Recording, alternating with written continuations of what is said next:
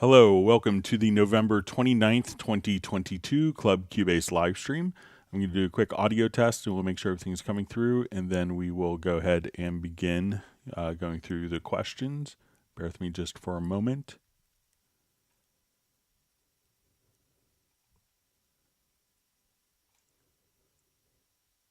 Hello, welcome to the November 20th.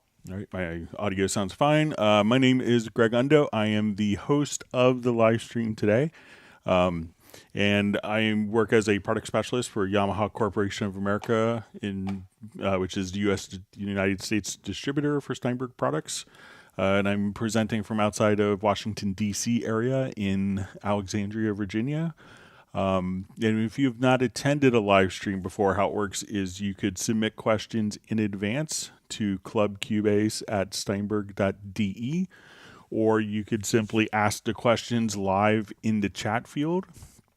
When asking questions, if you could specify which level of Cubase you're running, whether it's Cubase 10, 10.5, 11, or 12, or if it's Cubase LE, AI, Elements, Artist, or Pro, and which operating system, that information is often helpful. And my ability to keep up with questions in real time will soon be diminished. So if you don't get an immediate response to your question, you could, if we could refrain from asking the same question, more than once, that would be appreciated. Just kind of slows down the whole process. And if you want it, we should have an index with timestamps that will be pinned to the top of the comments field shortly, several hours after the live stream ends. And so you could quickly navigate to different topics that have been covered. If you wanted to search for other topics that have been covered in previous live streams, you could go to cubaseindex.com, and Jan from Stockholm has been kind enough to create a website for that. We have two people that serve as moderators, Agent K and Jazz Dude. We want to give special thanks to them. They're not Steinberg employees. They just do it to make it a better community experience. And we want to give a special thanks again to Jazz Dude for his work with the Cubase Nation Discord, which is a wonderful resource of information. Today is the last live stream of the month. So with that, we will be in about 2 hours migrating over to a Zoom meetup. So I pasted and posted the link into the chat field.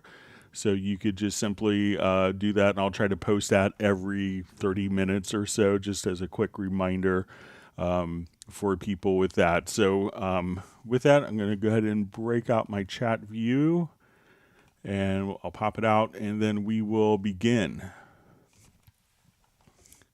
And if you're watching this live, please feel free to introduce yourself and tell us where you're from.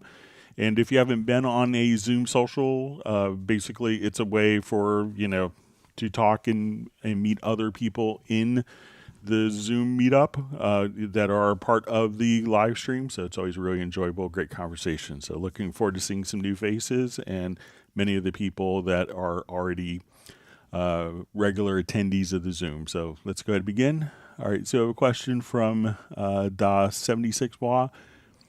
So the question is, just wondering, is there a way to set a tempo track for a song that starts out piano and vocals, but no real tempo at the chorus? When the rest of the instruments come in, goes to 110 BPM. So really all you have to do, if you want it, like, let's say if we had this particular example here.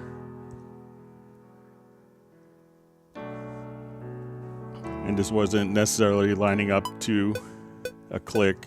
One of the things that you could do is, if we have, let's say, our tempo track here, there's a special tool. So you can say, let's say the chorus comes in like right at this point in the song, and we want that to be measure 18, or let's say measure 17. So we have 16 measures, and then we want the chorus to start right here on this particular note at a particular tempo. So let's say we don't have a tempo. At this point, what we could do is just activate the warp grid tool, and then we could move kind of measure 17 exactly to where you want it to start. So as we just kind of come over here, so you move measure 17, and then at that point we can see that measure 17, and we could zoom in if needed. So we want to make sure that we're not in free warp mode, but in warp grid. So we'll say right where those particular notes start, we're going to move measure 17 right to there. And then if we have a tempo track, we could right click to add tempo track. At this point, we could just say, I want this particular value to start at 110 BPM. And then you can say, right when the chorus comes in, it measures 17. Now everything would be 110 beats per minute. If you wanted to select the audio source, you could also just come here and do a quick tempo detection. So if you wanted to have kind of a bar beat correlation of what is going on, at this point as we play, we could just have kind of automatic tempo detection as well. But, check out just using the warp grid tool, moving what bar you want to be, and then you could just, on a tempo track, just kind of place the value right there, and you could select the tempo node, and then at that point you could type in whatever value you want for the tempo node. So let me know if that works. All right, so we have Benny on from Sweden, and he's feeling a little sick, so we hope you're feeling better. We have Matt Elston from London, Uno Memento from Finland. We have Cubase Index also from Stockholm, Jan who does the index. Okay, so we have Dallas LaRue. What are the advantages and disadvantages of having delay compensation on? Okay, so basically any time that we would load up, various plugins, or we have chains of plugins, those plugins can take time to do processing when we're working with a native-based system. So when we want to do this, anytime that we associate, and let's say if I come over and I'll just drop in some track presets on this particular audio file. And so I'll just come, and I'll make sure that I'm just doing presets. So say I'll do some track presets, and I drop this in on the audio file. We can see that each of these plugins is going to take a certain amount of processing time. Sometimes some of the more complex plugins can take more processing capabilities. So if we go to my mixer and we activate channel latency, we can see that dropping those plugins on a particular track kind of had an imposed 121.4 milliseconds of latency. So we don't want that track to play out of time just because we inserted plugins on it. So what Cubase and Nuendo is first programmed to do is to say, okay, these plugins take this amount of processing time.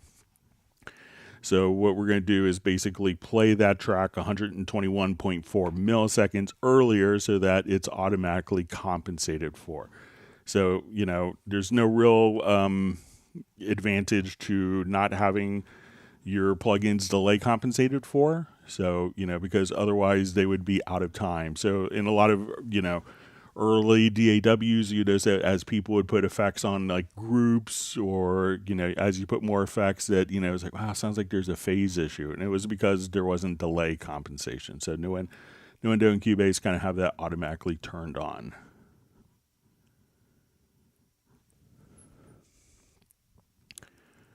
All right, so we have a question from Patrick. Hi, Greg, welcome back. Yes, it was great to be back after a couple of days off for Thanksgiving holiday here in the U.S. Thank you. So we see, can you explain each column in the logical editor and what it's for and what it does? Because I'm getting confused all the time. I don't know what options work and what simple explanations needed. All right, so let's say if we wanted to go to a logical editor, so if we wanted to go to the MIDI logical editor. So we could think of, what do we want to do? Do we want to insert something? Do we want to delete? Do we want to change or transform something? Or do we want to extract some kind of data out to the track? So this will be kind of our functions. And then we have like our filter targets here. and then our event transform action. So we can say, we want to select notes. And let's say I wanted to select notes that were C1 with a velocity between 100 and 121. So at this point, we could say, I want to select notes, and then let's further refine. So we'll say value 1 is going to be equal to pitch. So we'll come here and we'll select C1. And I want to also add another condition and say value 2, which is velocity. And there's a little chart that's in the program, but just kind of basic MIDI knowledge.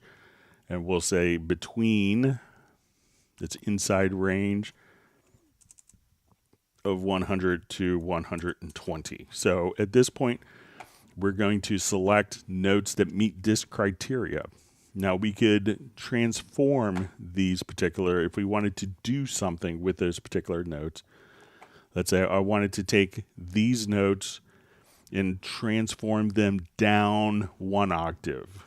So at this point we could say we're going to take value 1, which is the pitch, and let's subtract, and we could say subtract 12. So that would subtract 12 semitones of every single note. So that will kind of give you an idea of kind of like, the target filters and how we're going to transform them. If you have, Patrick, if you have like particular questions on, what each one of these are, the manual does go through, but if you have a particular, like if you don't understand, like the MIDI channel, the type of message, value 3 on a MIDI note is going to be like the note off, or if you want to have note expression or VST3, kind of like MIDI 2.0 type stuff, we could have all those different settings there. And for a property, we could say, property is set to, I want to take all the notes that are muted, all the notes that are empty, parts that are empty, or is part of a particular scale that's been defined. So there's a lot of kind of variables and probably hundreds of different possibilities and permutations there. But if you have a question on one particular one, Patrick, just let me know. All right, so we have Ed Pacheco checking in from Massachusetts. Thanks for joining us. Great to see Jazz Dude on. All right, we have Filter Freak just saying ho, ho, ho. And we have the Heartbreak Time Machine wishing everyone good morning from California. All right, and we have Steve Leach checking in from Berkeley, California. Miss going to the Bay Area.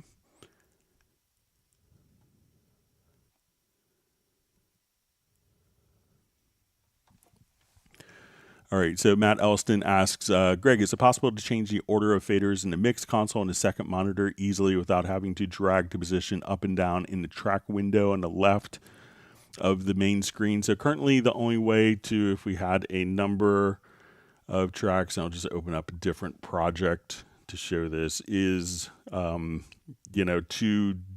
change, the only way to change the order in the mix console, I know it's a long-standing feature request, but the only way to really do that is to say, okay, I want to take, the part here on the project window and move it randomly wherever you want. So there isn't a way to kind of just move it within the mix console at this point, but hopefully in the future. I know it's been a long-standing feature request. I know that the Steinberg team is aware of it. So I know a lot of people in Steinberg want that as well.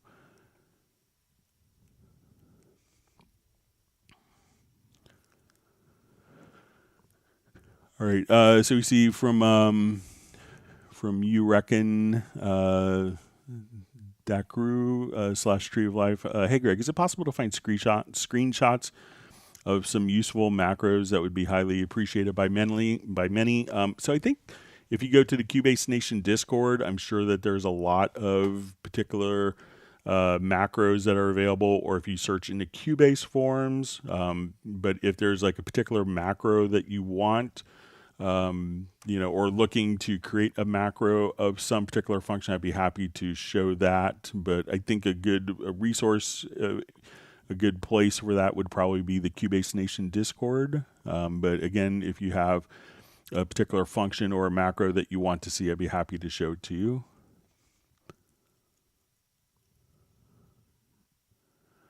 All right. So we see question. Hi, Greg. What does the little red triangle in Hallian mean? It appears when loading some presets. Thank you.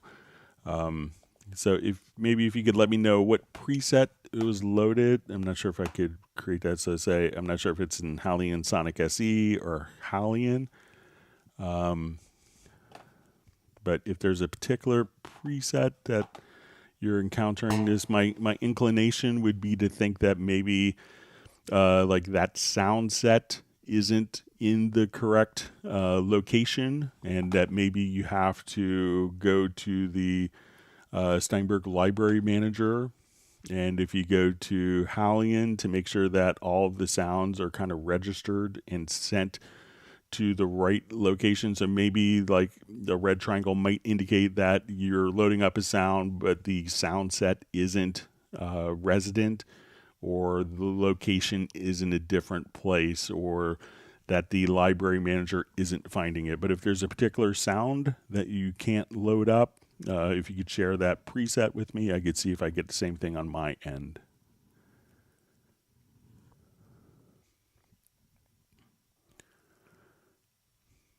All right, so we have a question from the Heartbreak Time Machine. Can you remind us where the MIDI editing function, it changes the time of events when you change the block size? Okay, so I think that this might be... so if we come here, and let me just... So it may be, I'm not sure if it's referring to kind of the sizing applies time stretch. So if I switch my object selection tool to sizing applies time stretch, and then I move, then all of the MIDI notes here would get shorter as we move. So let's say if I just wanted to compress these, that, we're taking kind of the same amount of data, and so if we wanted to again compress, we could see that the note event lengths get shorter, or if we elongate it, that those notes will be kind of stretched in size. And if you wanted to do it for individual notes, you could just kind of grab it and just move directly to the end here and resize notes. But let me know if that's what you're thinking about.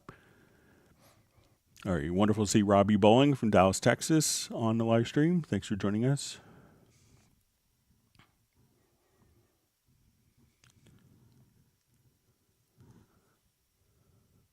All right, so we see question from Toon.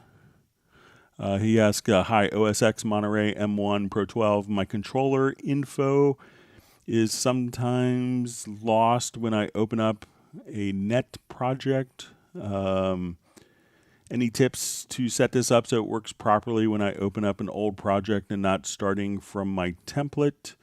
So I'm not sure if it's like the MIDI remote that's being lost. So, if you don't see like your particular, control here. So let's say if I disconnected, like I just unplugged my choy sauce, that it's not here. And then as soon as I connect it, that it automatically kind of finds itself. And this is the same on Mac or PC for this particular function. So sometimes when, I get a message that my controller is not showing up, it could be, the vast majority of controllers these days are USB based, and it could be like maybe it's not getting enough USB power on USB bus. So if you have the opportunity to connect it to a powered hub, that could help. And that would work, and that would be kind of the same thing, whether it's going to be a actual MIDI controller that's communicating or a remote control here. So if it's not kind of showing up here, it's probably not being seen by the computer's operating system. And if it's not being seen by the operating system, then Cubase can't communicate with it. But a lot of times, if it's not showing up, it could be that, maybe you have too many things that are taking away too much power, and it's a drain on a USB bus, and the device doesn't have enough power to actually function as part of the program. But if I misunderstood, let me know. All right, wonderful to see Brian Sawyer from Beulahville, North Carolina, and Soren from Sweden.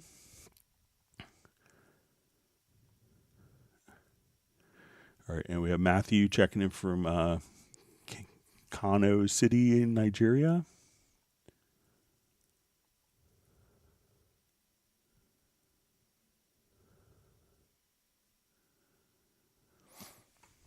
All right, so we just see from Ernie Pollock. I'm from Germany. I use Cubase 12 Elements. Hello, unfortunately, I can't find a script for my M Audio Oxygen Pro 49.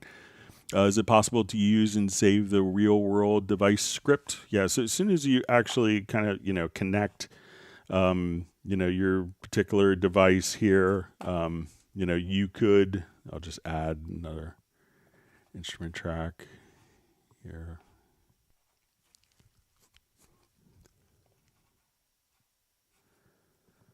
So, as soon as you actually,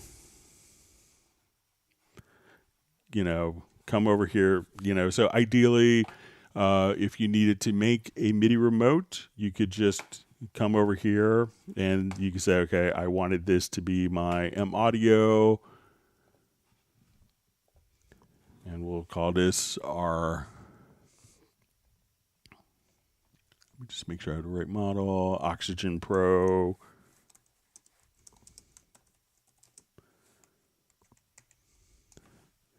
And let's say, okay, I'm just going to select this. So you select the MIDI in and out ports.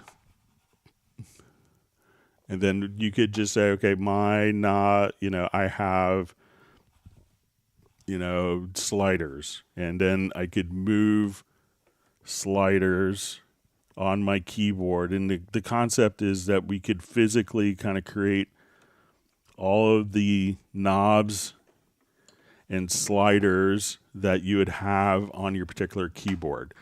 So whether it's a knob, slider, a button, a drum pad, and you could just kind of come over here and make kind of like a visual representation of what each of the controls is doing.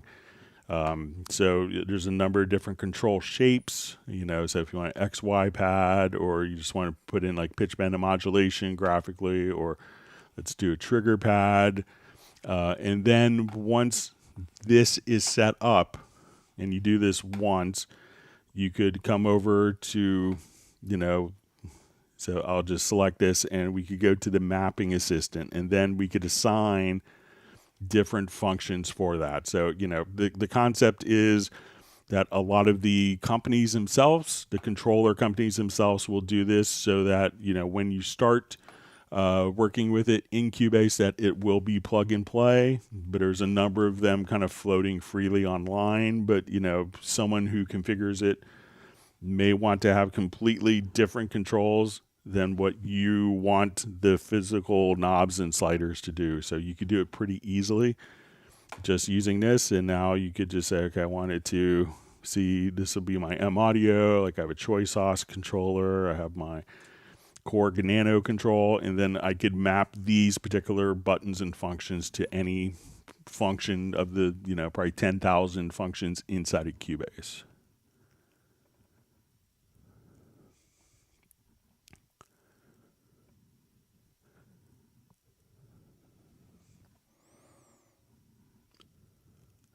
All right, so we see, got a question. Is it possible to create a macro or shortcut to open plugins?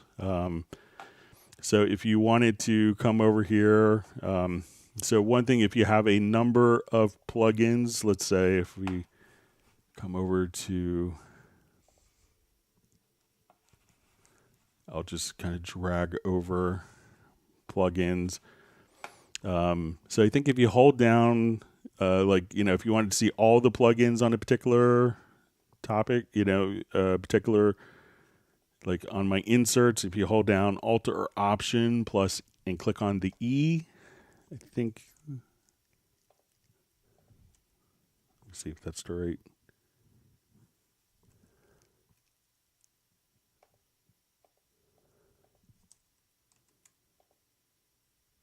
Okay, so if you hold down Alt or Option plus Shift, you could do this on the particular track.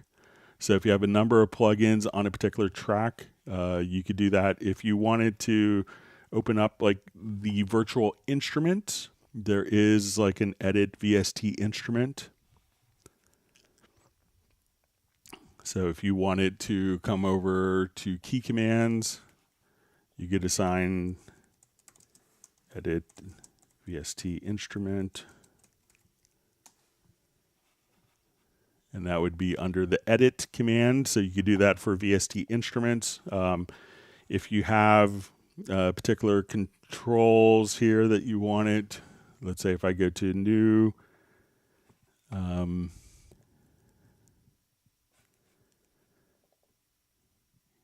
so one of the things that you could also do is in the MIDI remote functions is, and I may kind of have this, let me see if I have this in.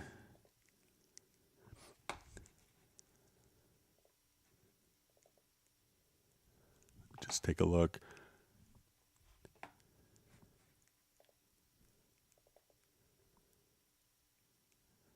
But if you go to selected track, you could now come over here and say, okay, let's go to inserts, and you could go to insert viewer. So you could say, open up next insert effect. So let's say if I'm on this particular track, I will just come over and I'll assign this particular function. So I'll say, let's go to previous insert. I'm going to assign this to this button, and I want this to be next insert.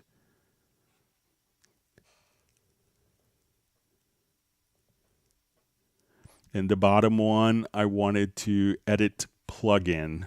So I will come over here and assign this knob to edit plugin. So now on this particular track where I have a number of inserts, I could say, okay, let's go to the previous plugin and open it. And then I could have the same button to open and close. I hit the next plugin.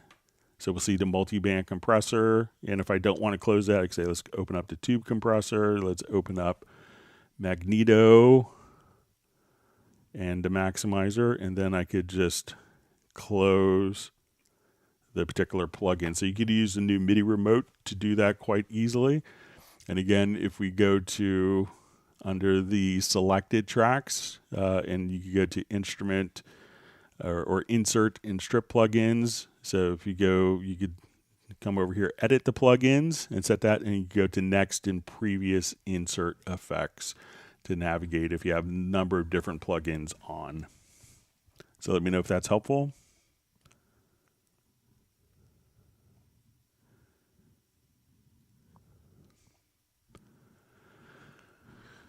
All right, so you see any tips to merge two key commands files about the slideshow FX Stream Deck template, but I want to use my personal shortcut. So currently, I think it's only going to be one key command at a time. So when we come over to the key commands, I don't know of a way to merge it other than, maybe, going through and reassigning the particular key commands. So, if you have, and that's one of the things that's kind of helpful using the new MIDI remote system. Like when I set up my Stream Deck so that it's just MIDI messages that are triggering the particular function so that it worked independent of, people's keyboard shortcuts where every function in the particular, so if you get the chance, how I set up my Stream Deck so that it was kind of plug in, we'll call it key command shortcut, preset agnostic, or where it didn't really use that, is each of the buttons that I created, would just go directly to the function, and I would just have this, instead of triggering a particular key command, I would have the function tied to a MIDI message, and then when I hit the button, that MIDI message would trigger it, and it it wasn't contingent upon key commands. So, but I don't know of a way to merge two different key commands other than kind of manually doing it, unfortunately. There may be some way. I don't know of it. All right, wonderful to see Peter from Montreal.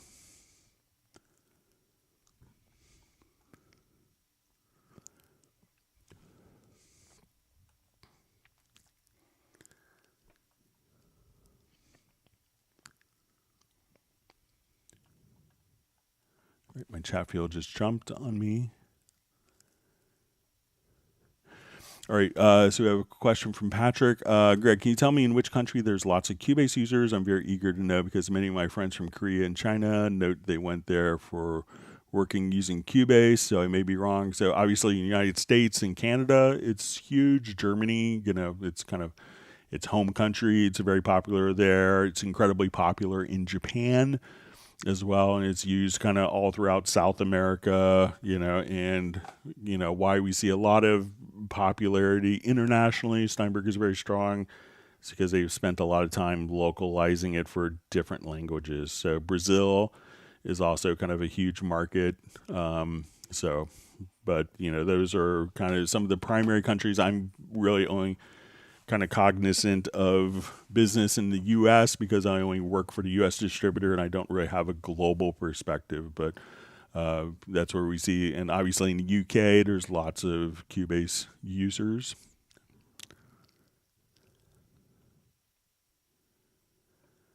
And also I know lots of people in India. Cubase is incredibly popular there.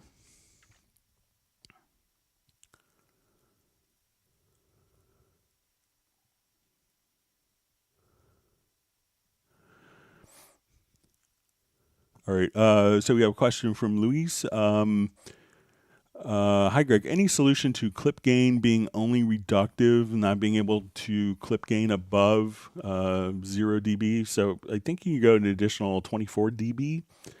So let's say if I wanted to come here, and let's just go to this particular file.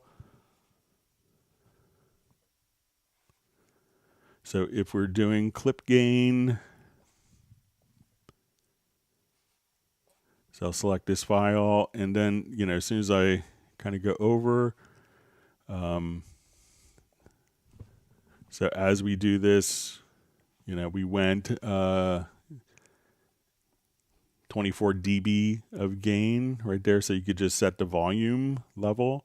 So it's not just reductive, you could actually go an additional 24 dB up in addition to downward. So it's definitely easy to go above the 0 dB there. So let me know if that makes sense.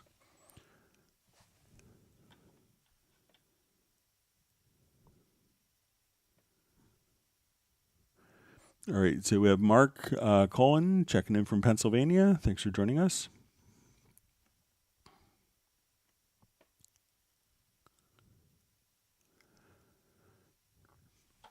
All right, so we have a question. Hi, Greg. Greetings from Montenegro. Can you explain the difference in use of pre and post fader sends? Okay, so, and really the difference is going to be, how, if we have a pre-fader send, it doesn't really matter where my fader level is set to. So let's say if I wanted to go to, I'll just do a quick voice file here.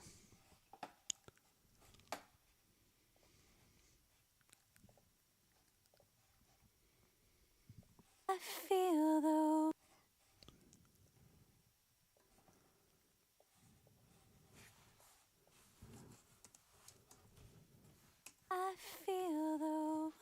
All right, so I'm going to add an effect send here. All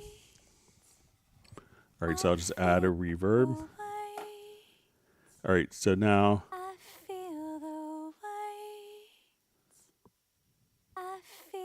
and I'll just add it to the particular track. Sorry about that.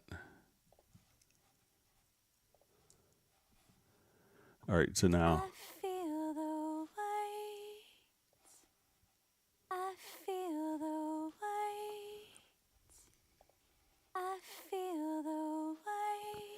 right, so let's say we have, all right, so when it's set to, so we could change that just by going here. So let's say, okay, I want to move this to pre-fader. So as we play, regardless of where my fader position is, the effect level is going to be the same level. So now if I move this to post fader, the reverb level is going to be based upon the level that the fader is going to. So we have less of that, less reverb because the fader is not feeding. If we have this up more, so we can see that as we drop here, that affects how much of the sound is going in. But when we're at pre-fader, so let's come here, move a pre-fader. Wherever I move the fader to, it doesn't affect the actual reverb level with the fader. So that's kind of the difference.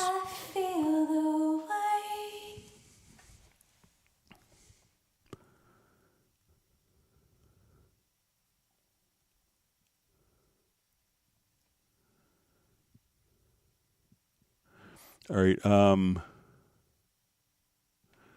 So we see from Lewis just asked, and just clarifies, I mean, what kind of automation or gain stage between plugins do you recommend with Cubase? It only has pre-gain, not a gain plugin. So each channel, each channel has, 48.2 dB of gain, but, you could go to, any EQ plugin. So let's say we go to the Studio EQ. So if you wanted to just have gain in between plugins, you could just simply use, a number of different plugins that have gain control and just not use like the EQ part. There's probably a dozen or 24 plugins of the stock plugins that do that. So if you needed to get more gain before going into a particular plugin, you could just simply take an EQ or a compressor and adjust the gain up without engaging the EQ or compressor.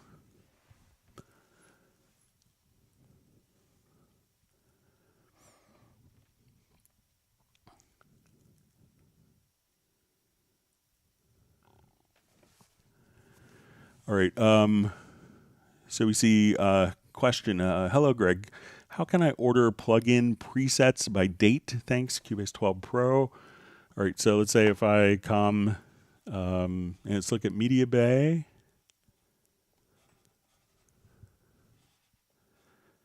All right. So let's say if I come here to user presets. So let's say I will make a new preset.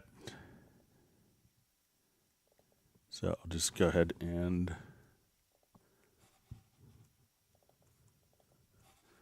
open this and I'll make a new preset.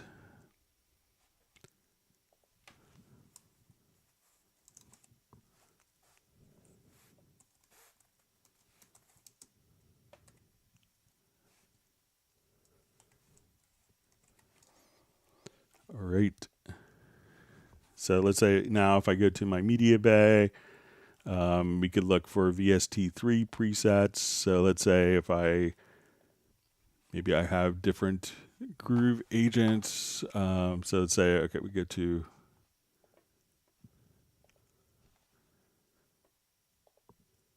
so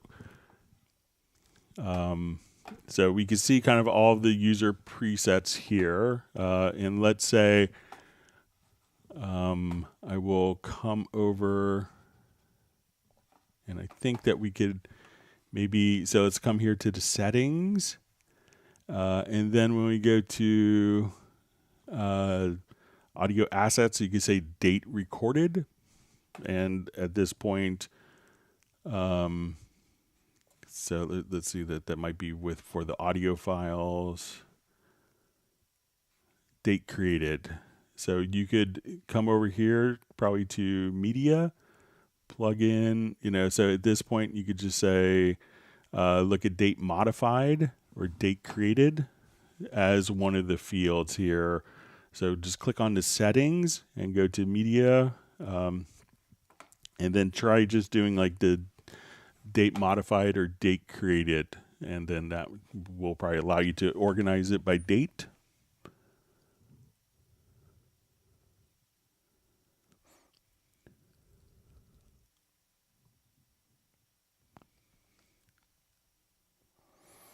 Okay, so we have a question. When I render in place MIDI into audio, it causes the data to be slightly delayed and no longer perfectly on grid. How would you remedy this issue?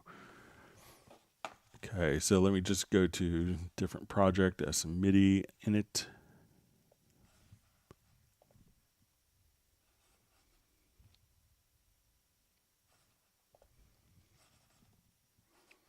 So let's say I have this particular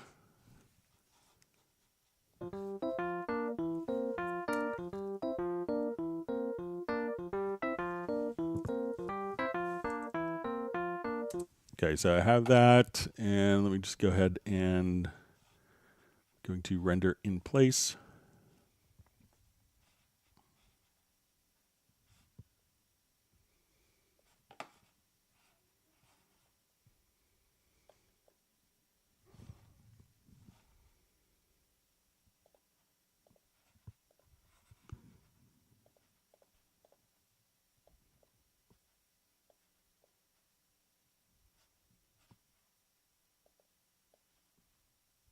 Okay, let me just try the render in place again.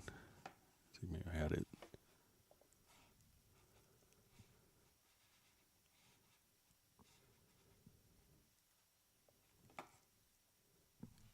Sorry, let me just do that one more time here.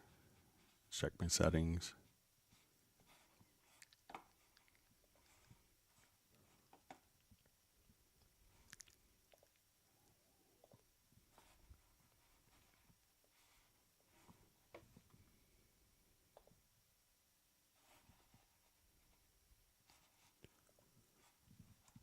All right, let me just try different.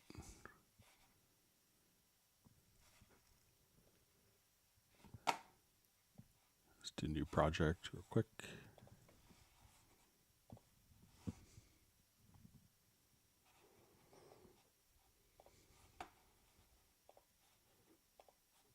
We'll do something obvious here.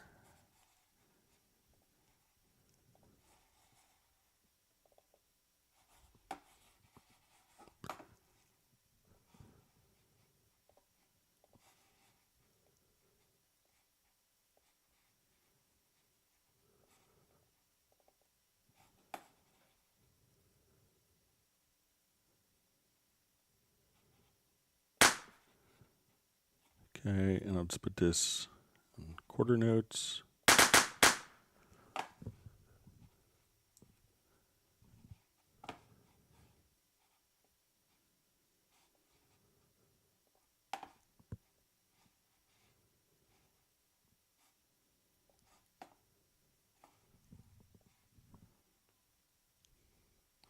All right, so let's say if we just play these.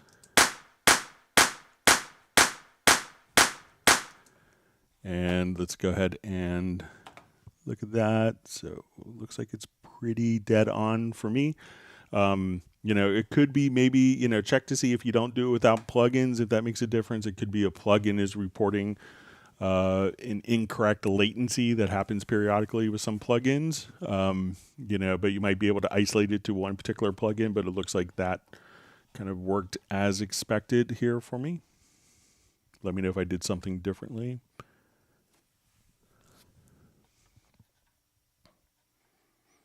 All right, I'm going to paste the Zoom meetup again. So we'll be doing that, and that's starting in about an hour and 15 minutes.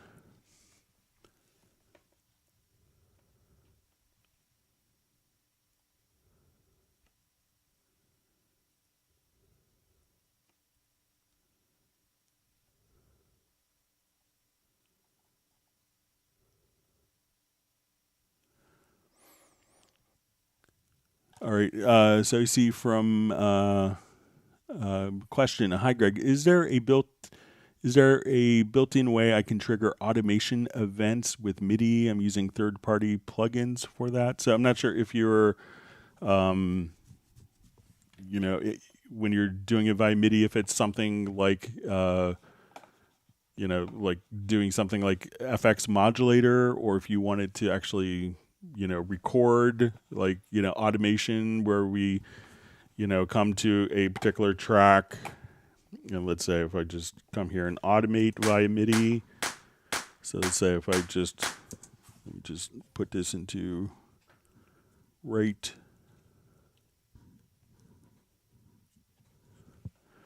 So if we automate the MIDI, that, you know, we could record directly from a MIDI controller for automation, or if you wanted this to, if you wanted to be kind of more LFO based, where you can say, okay, I wanted to take this, and let's say I'll just bypass the automation, and you wanted it to do something, and I'll just put that into a loop.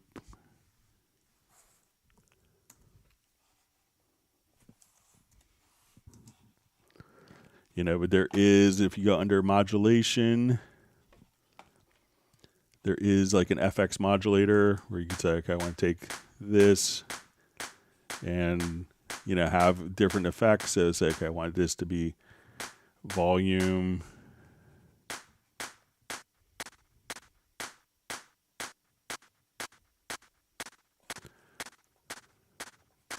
You know, like if you wanted to do, you know, different types of LFO type of effects, but maybe if you could specify which type of automation that you want to trigger from MIDI, that would be helpful.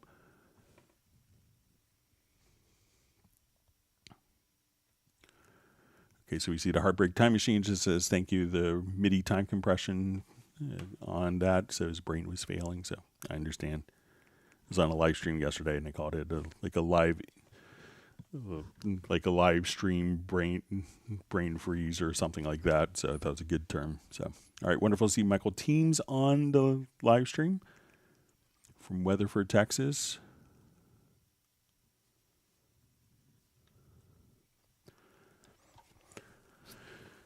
All right, so we see question, will Dorco be integrated like Wavelab and Spectral Layers, avoiding to import and export between these programs? So I know that, you know, they've kind of announced that there will be further Dorco and Cubase integration, but there's probably not much more that I could share than that. So, but I know it's kind of obviously the, you know, what people want to have to kind of seamlessly go back and forth between the two programs.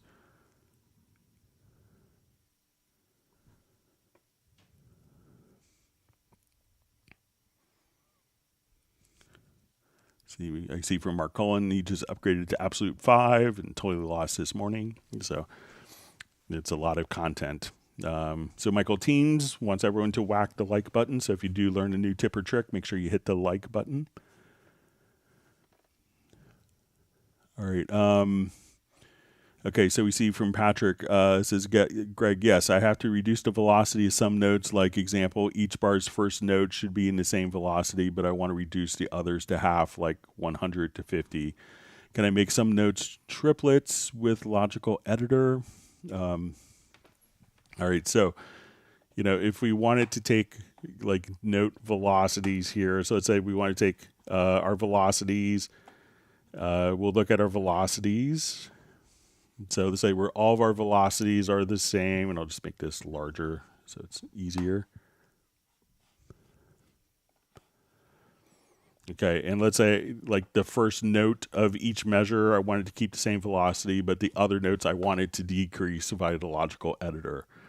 So at this point, we go to our MIDI, to Logical Editor. And we're going to go ahead and transform, and we'll say type is equal to note. And then we could say position, and we could say inside range. All right, so let's say we want this to be, and we'll do inside bar range. Okay, so I'm going to say just like around notes that are roughly all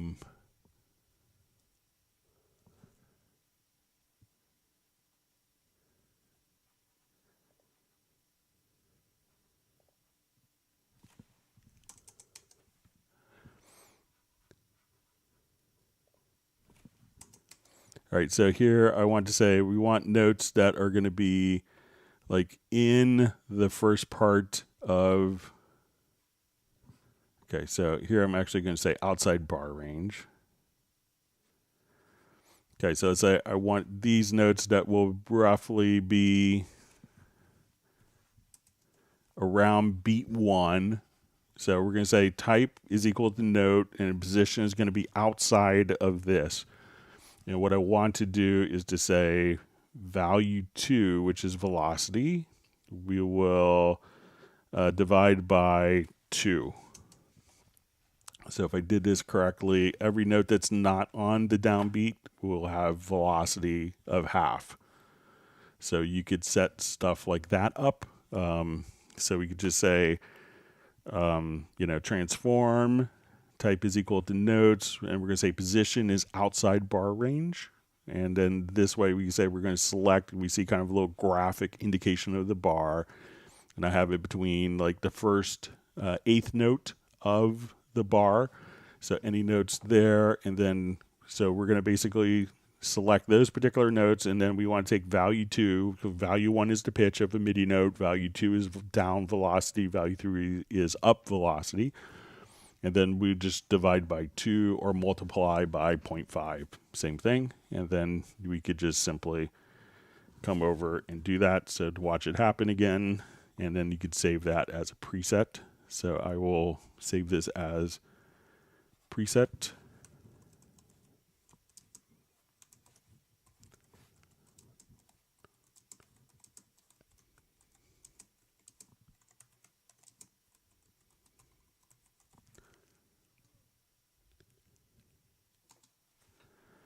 All right. All right, and I think there's a second part to this.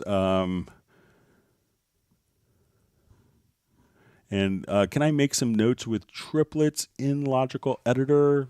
So generally the Logical Editor is going to be kind of, like easily modifying existing events. But if you wanted to just input triplets, it's really easy just to say, okay, I want to input like eighth note triplets here, and I wanted quarter note triplets on this, and I want 16th notes here. So you could just kind of import and select like the value within the drum editor. So let me know if that makes sense, Patrick.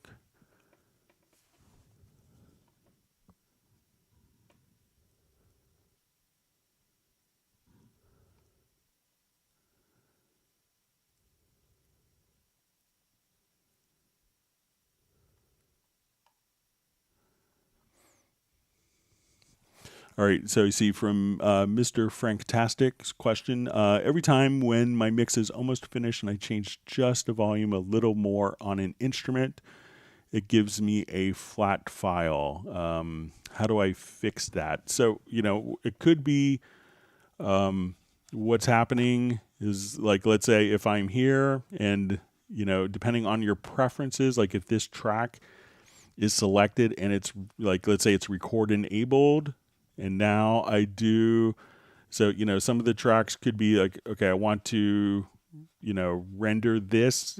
So make sure that the track itself isn't like record enabled, because now if I go to render in place and we just do this, sometimes if it's record enabled, that could bypass it. And also let me know if it's like a particular instrument track, or when you say it's a flat file, but make sure that that like if you're exporting, like, so let's say if I get rid of this and this is record enabled and I go to export audio mixdown, let's see if I can create this, and we'll have just a stereo out, and we'll create a new audio track and we'll export. that we could have a flat file because this is enabled for record. But if I do the same thing again without that track enabled for record,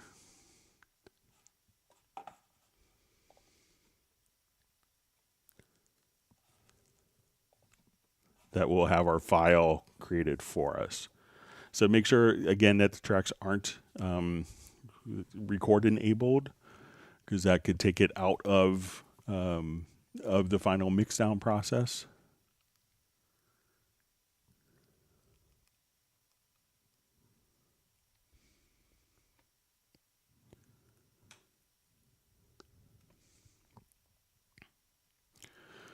Okay. All right, so we have a question from Daubsky. Hi, Greg. Is there a trick to double click on a piano roll and there will appear a big MIDI note? So not that I know of. So, basically when we double click on notes, we have two different behaviors. One is that the note, like if we're in the piano roll, let me just switch the editor here. One of the, I'll just kind of draw some more. So it doesn't size the particular note, so you could have it automatically. The default behavior since 11 was that when you double click on a note that it gets deleted. You could also enable note expression. So if you're doing note expression stuff, that you could double click the note and you could draw in controller information, like kind of note-based controllers directly there. But if you wanted it bigger, when double clicking, perhaps just, just zooming like this and double clicking, perhaps that might help if you just switch to kind of the zoom tool. And then you could, just right click and have everything back. And if you go back to the zoom tool, you could double click and that on an empty area and that will take you back. But double clicking will either by default erase the note or open up the note expression editor depending on the status of this icon.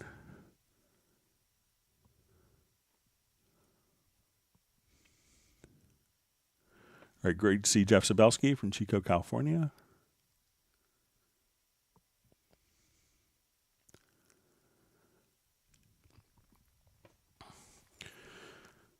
All right, so we have a question from Stefan. Hello, would you be able to demonstrate how to use the push encoder in the MIDI remote options? I don't think, let me see if I have anything that's going to work. I'm not sure if I have some controller. Let me just touch all the knobs on my Nectar here, which I don't think any of these are push encoders, so I don't have any encoders that are push based, but let's say if I wanted to, let's see if I could fake it. I have my CC121 that has a push encoder. So let's come over to our MIDI remote. I will add new device. All right.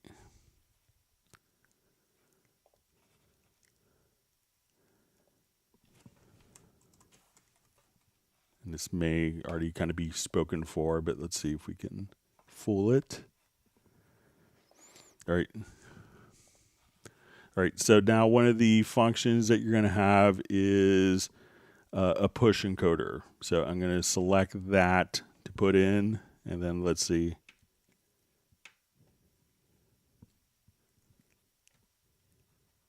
Yeah, it's kind of already spoken, but at that point, like on my CC121, I have the push encoder, so it's not transmitting the MIDI message. But as soon as I push the encoder, I could have that like mute the control room and do other things. I just don't have a physical push controller, so that when a button is an encoder that you could push down on, that pushing it down can have one function where, doing, a particular, let's say if I just wanted to come here,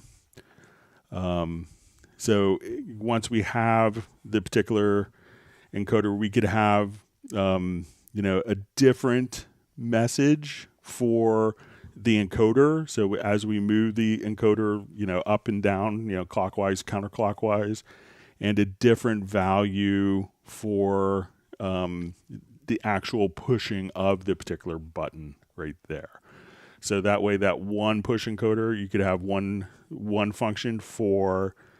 So say, okay, I want these to be control change, and I want this to be control change. So this way, that one knob can actually do two different functions that could be specified directly there.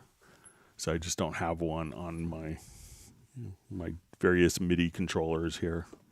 Let me see, even my Nano Control doesn't have push encoders, but that way you could have one button where, a function could be done for pushing, on and off, and the other function could, for moving the encoder clockwise, counterclockwise, can do a different function.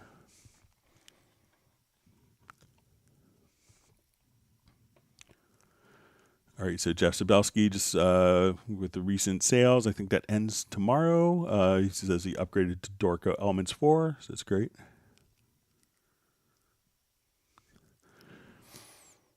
All right, so we have a question. Is it possible to do a marker for an area, like first verse? So there's two different markers. There's kind of like a location marker and a cycle marker. So if you wanted to, let's say if we add a marker track,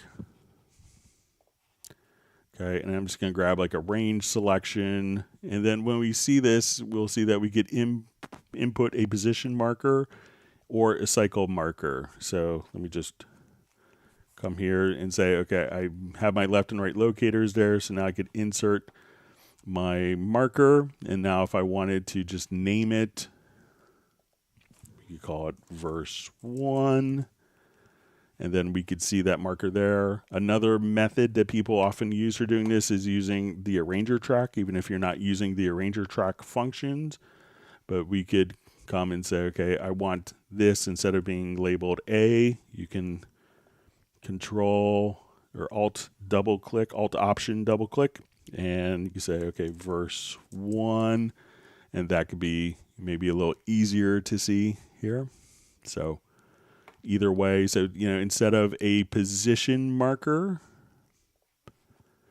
where we have just the marker at one particular value, we could just come over here, hit the letter P, and you can set like the left and right locators, and now you could add a cycle marker and give that particular cycle marker a name. Say course 1 if you wanted to. So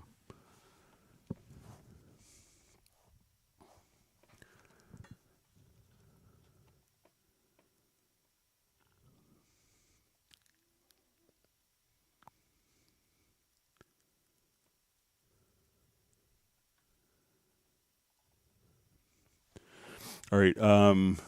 All right, so sorry, my chat field just jumped. Wonderful to see Michael Pierce on the live stream.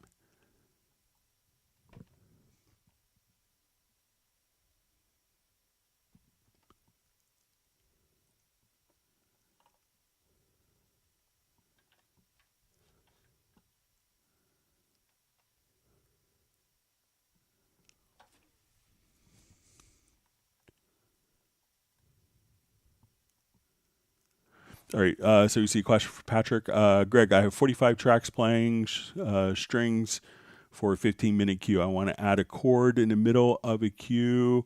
It's time consuming? Is it possible to do an easy way, like doing once and it appears in all 45 tracks?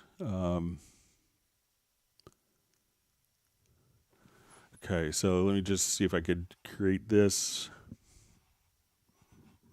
Just do a new project here.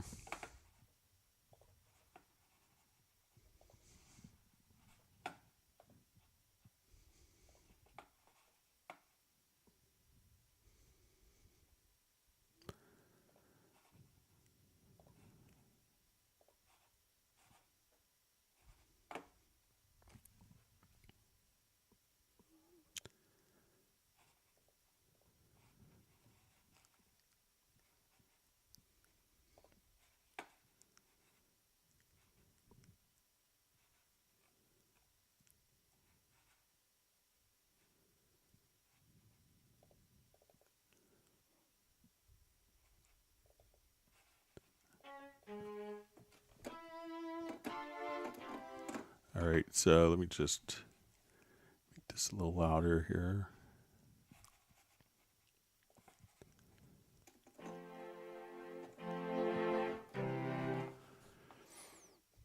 Okay, so say I was just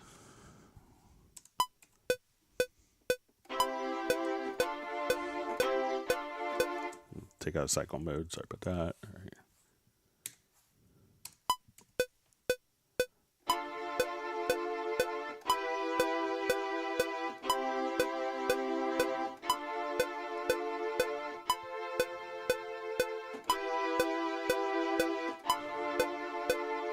All right, so, if I wanted to, and let's say we had this duplicated a number of times.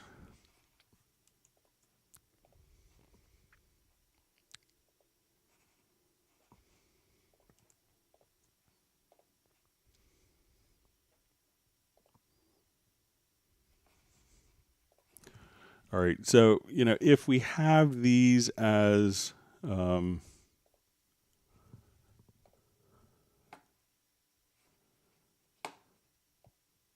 so let's say if I copied this,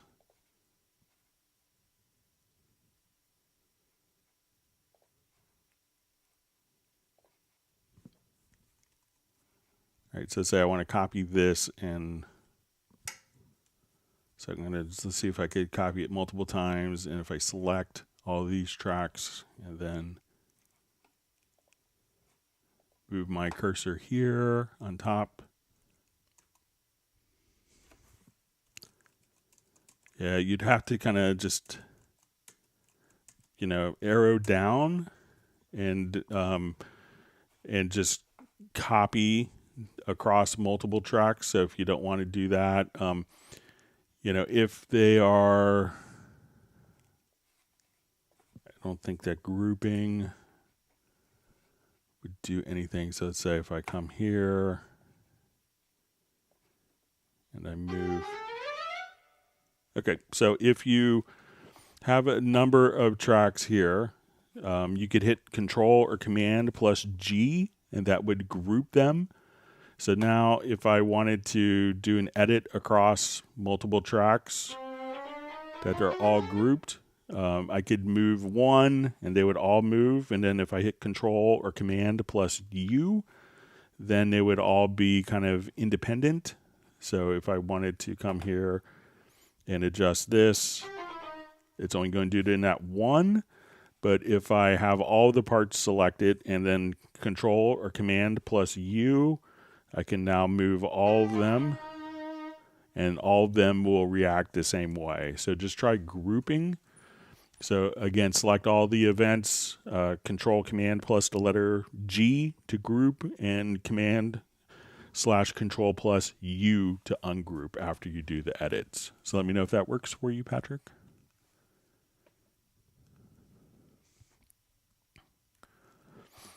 All right, great to see Best Korean Jesus on the live stream.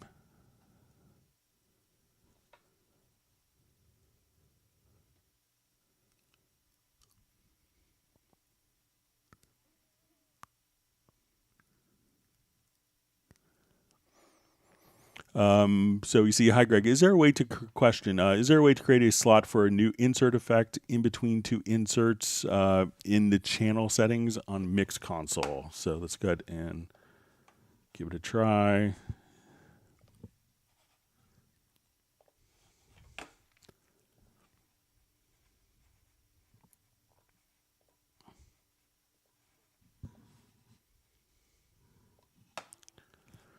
Okay, so let's say if I want to, all right, so let's say we go to our Mix Console, and I'm just going to jump to like my VST effects. If I wanted this effect, I could just drag and drop the effect. So let's say, okay, I wanted my DJ EQ to come between the studio EQ and GE, my graphic EQ 10. So if I just place it here, then it will automatically just kind of drag and drop and place that particular plugin. So again, if I have this plugin here, I have Curve EQ, below it and I wanted to put a different, let's say my amp simulator between them, I would just put it directly in the slot, and we'll see that the curve EQ will get bumped downward, and that way that plugin can be inserted in between. So you could just kind of drag and drop them in like that, and that will work even in kind of the large full screen mixer. So let's say if I open up my insert slots here, and okay, I want my VST bass amp between, we could, again, just kind of drag and drop.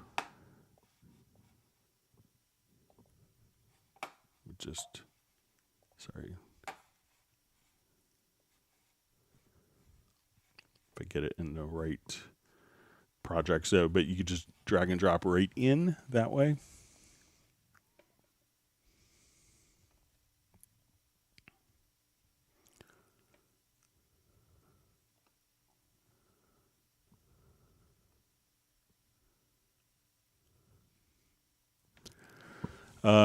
All right, so we see from Jess Sabelski, says question, Greg, for those of us that have quite a few Steinberg apps, is there an easier way to know which ones have updates? Microsoft doesn't help much, and it's dubious whether the download assistant alerts us.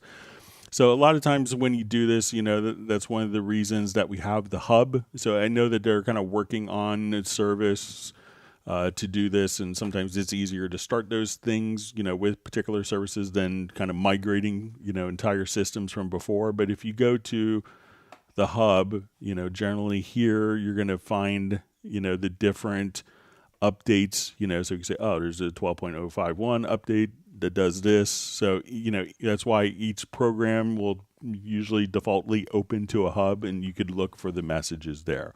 So I know that they're looking for a way where it could automatically be done, and it's much more obvious, but that's one way to look for it, Jeff.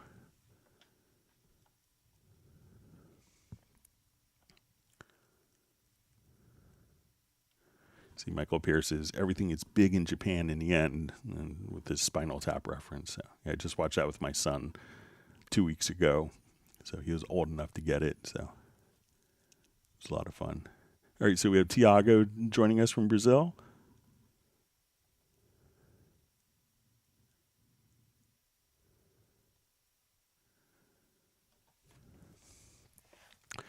All right, so we see from Patrick, it says, Greg, I heard people migrated from Indian, dominating USA.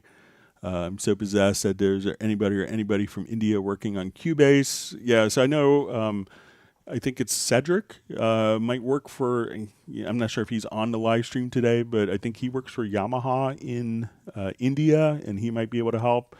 So I know, I have a friend of mine who does a lot of work for AR Rahman, and he's done some Cubase stuff in India. My friend Kevin Doucette, so he's done a lot of stuff in India with Cubase, so.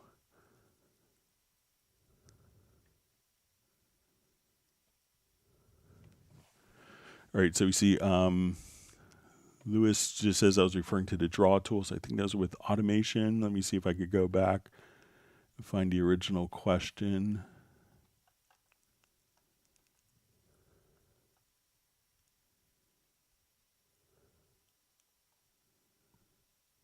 Okay, so maybe it's with the ability to add.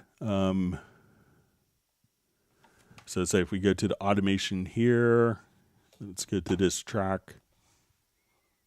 Maybe it's with the particular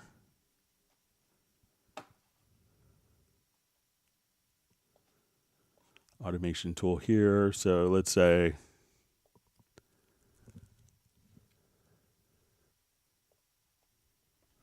all right, so we can see that this point here, as we draw in with the automation, that's at 5.05, and we could draw in 6.02. So, it's going to be capped at what the fader is, but let's say if I wanted to do my project, and this is a preference, I think, or it might be in the project setup. So let's go to the project setup.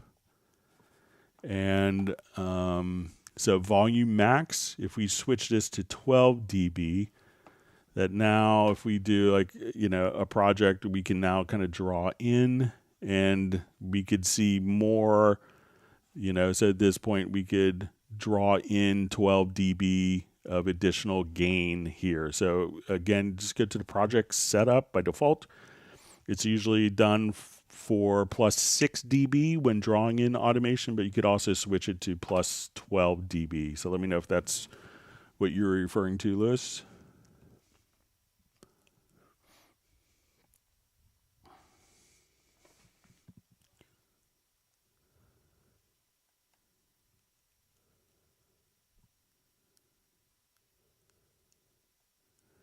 All right, Esteban Carlos Benson just saying hello from Hollywood, California. So thanks for joining us. We had David Griffiths from Wales. All right, you hit the like button to ensure this excellent resource remains available to us. And thank you for the kind words. All right, we have Dave Hoden checking in from Denton, Texas. I have a lot of friends who went to school there.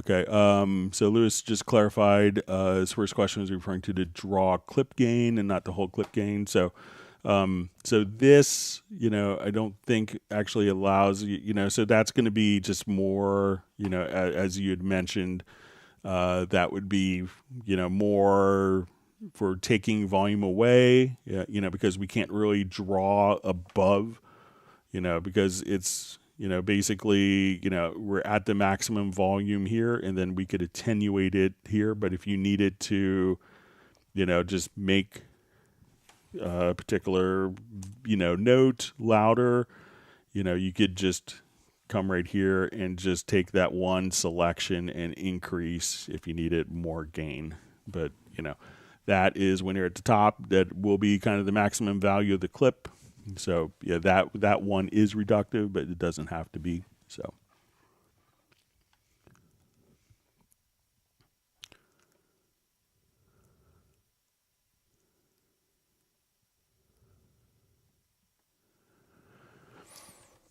All right, so we have a question from Bill Vincent. Hi, Greg. Happy holidays to you as well. Normally, mix plays through my control room setup as it exports in real time.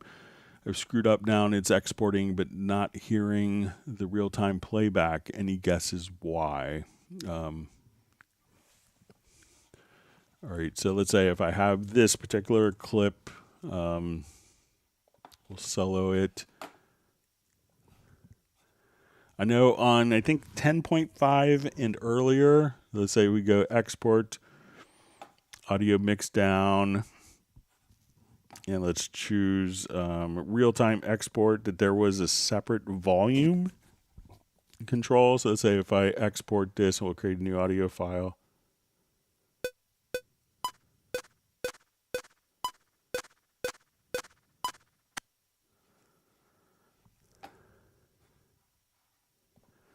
So that kind of automatically captured what was going on. So, make sure if it's in 10.5 and earlier, because it's going to go through your control room by default. You can check the routing, but in 10.5 and earlier, it would actually have a separate mix down level that you could control. So if you're in like 10.5 and earlier, make sure that volume is up.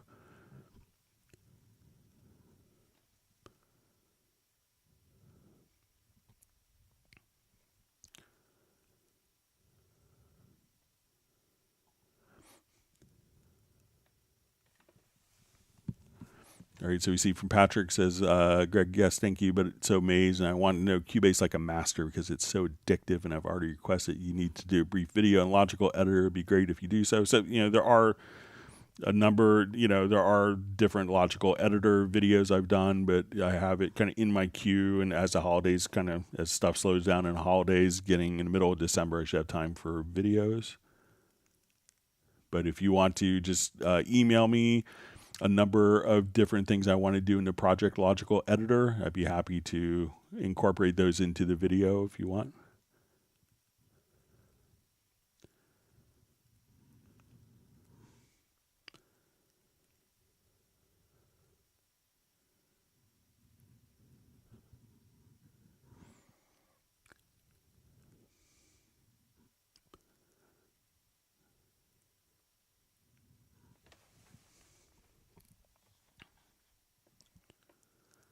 All right, so just reading through comments. Thanks for all the great comments. You see Lewis just saying these live streams are so useful. It's great.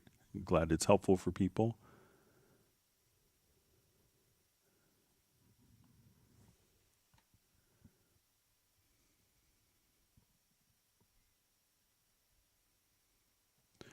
All right, so we have Tune Studio, Thomas Molnar. Hey, how can I sync the tempo of an audio drum loop to the MIDI click of the arrangement? I can't find a solution. Greets from Vienna. Okay, so let's say my tempo, I'll just do a new project here. So it's probably musical mode on the audio event is going to be your friend. So let's say I have my tempo of something goofy, 133, and I drop a drum loop in.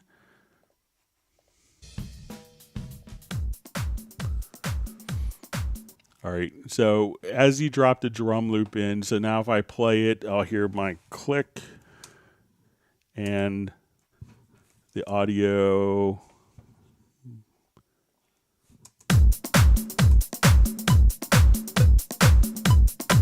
That they're not really kind of in sync, and I'll just take off the loop. So what you need to do with the drum loop is once you have a loop, it probably knows what the tempo is, and generally the tempo is, and I happen to pick let me just pick something that's not nearly the same tempo. That's more obvious. So let's say I drag this in. I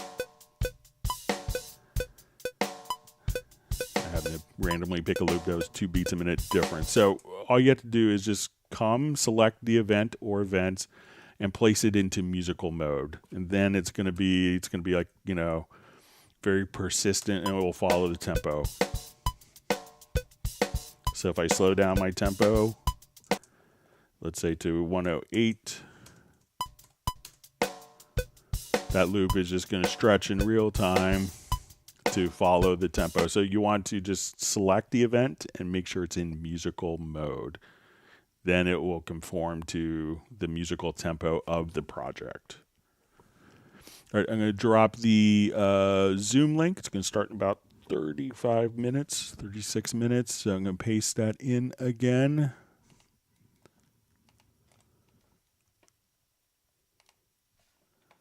Look forward to seeing a bunch of people.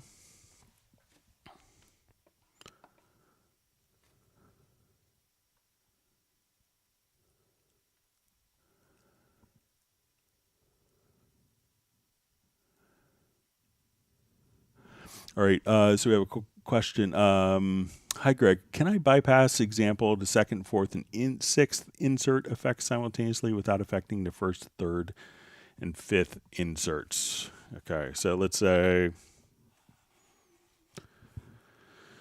on this track, let me just jump back home.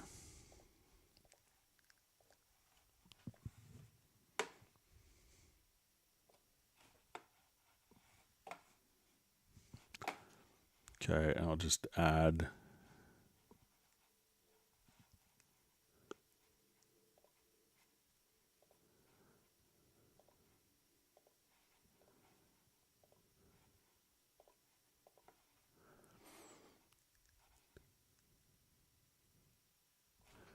Okay, so I'm not sure if there's a way to do it. I mean, we could save.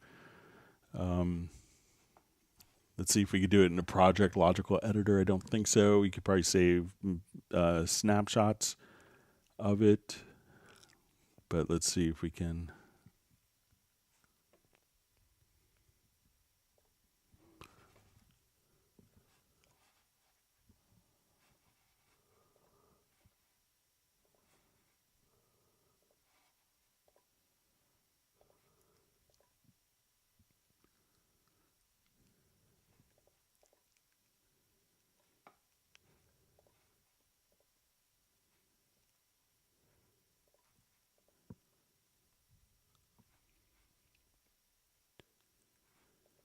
Yeah, I don't know a way in the Project Logical Editor to select.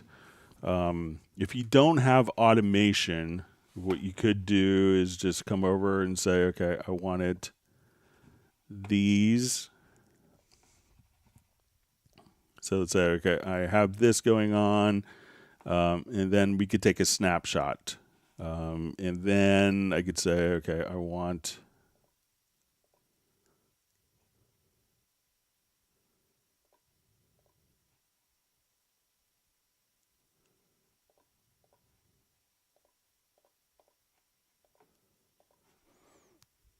and then we could come over and take another snapshot, and then you could recall the different snapshots if you had to. Now, if you have automation on the tracks, that may get negated with the snapshots.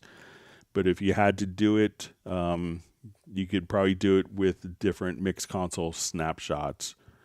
And you could have different, and you could do that only on selected tracks, but you could maybe use the snapshot function for that.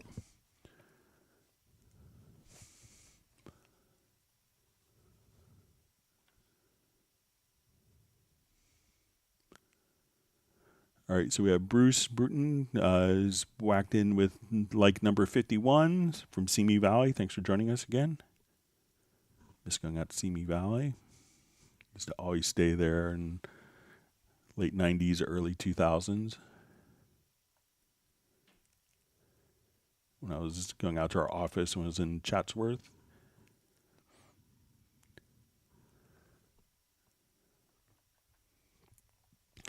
All right, so we have a question. How do you keep your motivation and not get burned out? Doing different type of stuff, I think is always good. Do something you're not comfortable in. I think most people kind of have a natural curiosity, and with stuff like Cubase, if it's like, okay, if you're a classical composer, sit down and learn retrolog and learn synthesis.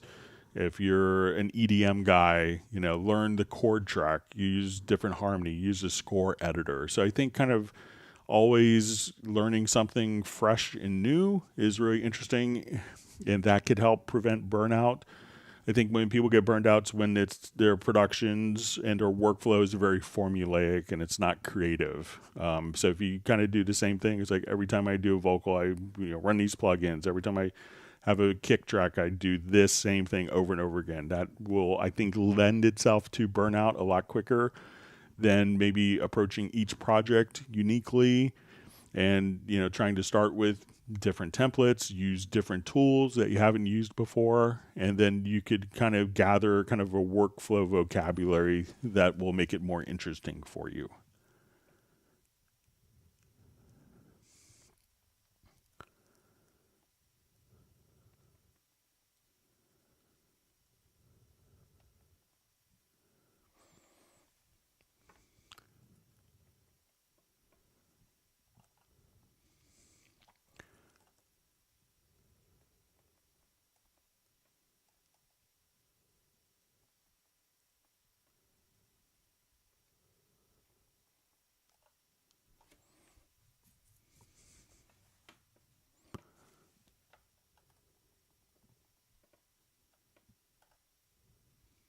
All right, my chat field jumped to me.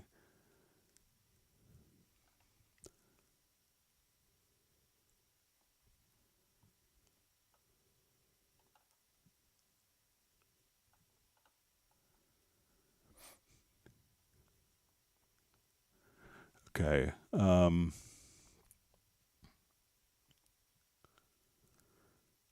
Okay, so I think I answered that question already. Just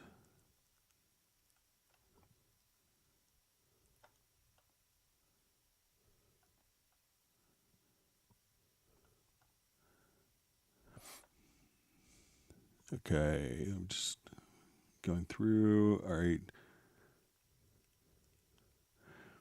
All right, so we see, hi, in a session with MIDI and audio, when I change the tempo, the audio gets messed up and timing, warp is active. Any ideas? So it really doesn't matter if warp is active. It matters if it's set to musical mode. So if it's not set to musical mode, the audio will play back at its same positions. So again, just come over and make sure that it's set to musical mode. And then when you change the tempo of your project here, we'll notice that it'll still maintain the same relationships. So say, okay, I want this to go from 108 to 156. That it's still going to be able to fit. But if it's not in musical mode when we switch, it's still going to be out of time. So it's not necessarily the warp, but you just want to make sure that musical mode is active for the audio parts.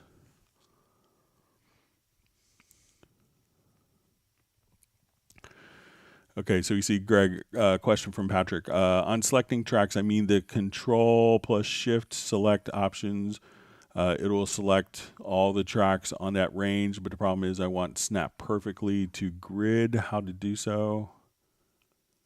Okay, so let's say, I think I understand what's going on. And thanks for all the great questions so far from everyone.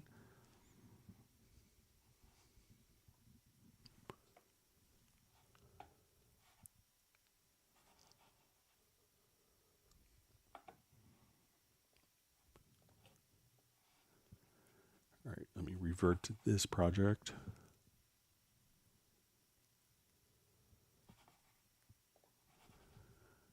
Okay, so let's say, so I think if we do, let's say our range tool here,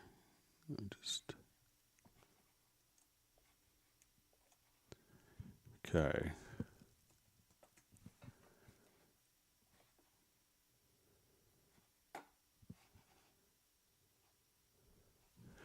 Okay, so say, all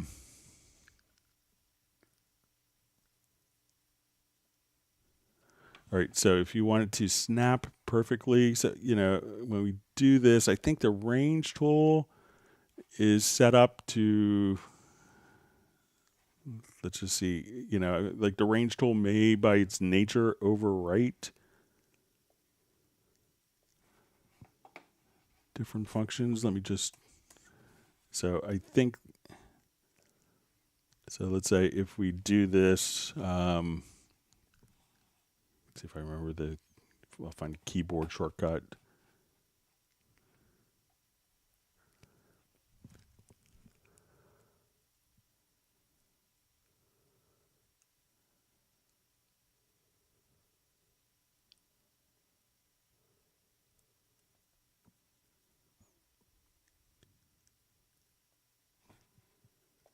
Let me see if I could just find it under the,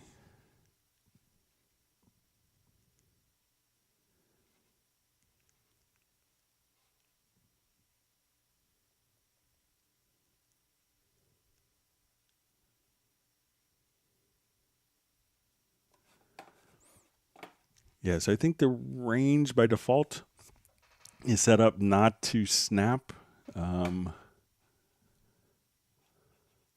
But if you, just come up here and go to the range length, that you could, you could say, okay, I want this to be exactly,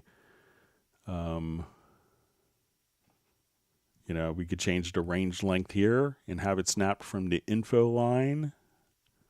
So maybe try that, Patrick, but let me know if I'm misunderstanding.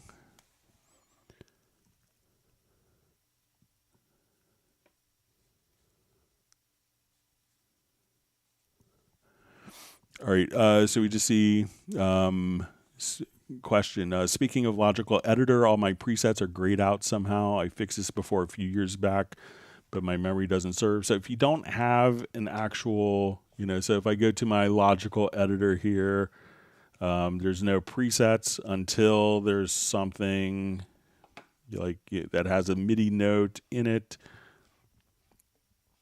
So now that something is selected, then we could just kind of come over and apply presets and have those active. So it may not be active unless there's something for it to, that's selected that it could actually have an effect on.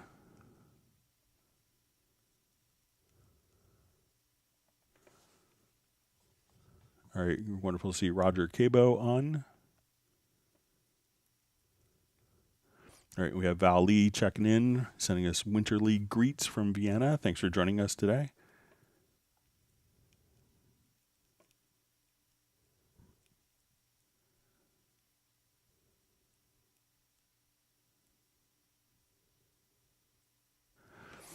All right, so we see how to, this may be just kind of a further question, how to select, so question, how to select 2 or 3 inserts and bypass them on and off. All right, so let's, so I think, we showed it with the, so let's say if I have inserts here.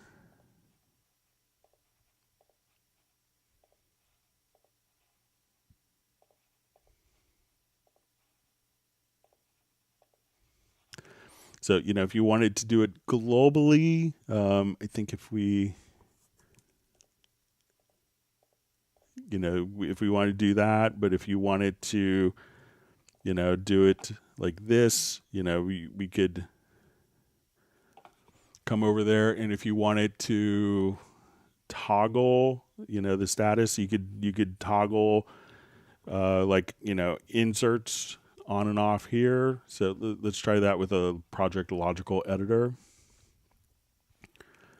So, and this may work for like the 3 in, 3 out. So let's say we go to Project Logical editor, we'll transform, and let's say we want to select, all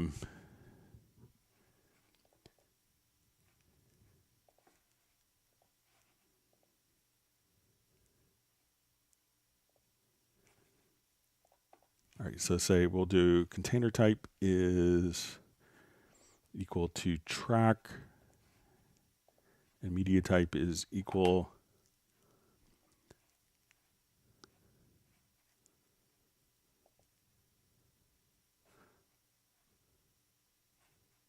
and let's say we want to do it on the selected track. So we'll say property track is selected, media type equals effect, and let's see if we could get a track operation.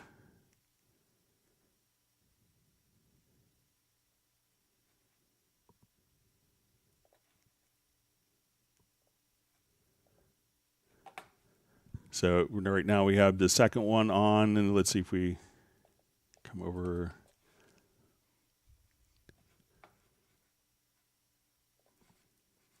Let's see if I remove this.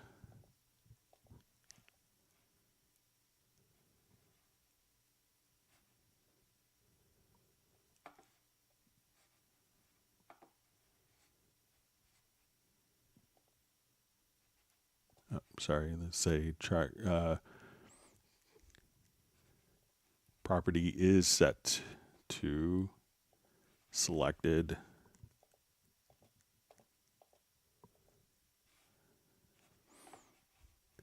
So we could kind of bypass, yeah, so we could kind of,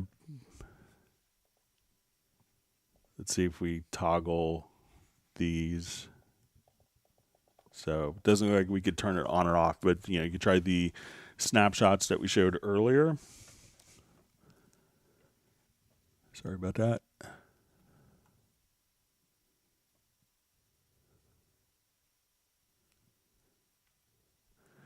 Let's see, Heartbreak Time Machine says MIDI groups. Oh my God, how did I not know this? So.